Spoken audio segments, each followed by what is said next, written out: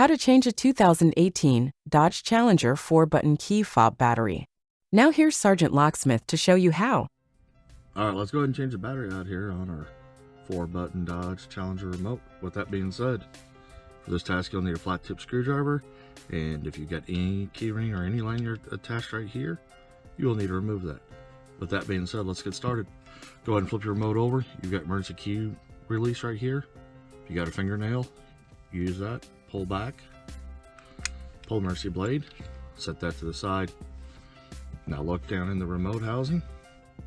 Emergency blade came out here. You got this indentation. This is where we're going to take your flat tip with the firm grip. Hold the remote and do not pry. Rotate the flat tip. If you want to pop the housing, you notice it opened up.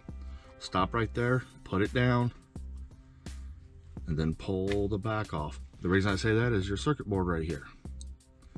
That being said, we'll continue on. You've got your battery. So your hold down, come 180 across, use a flat tip, and pop it under there, and it'll come out.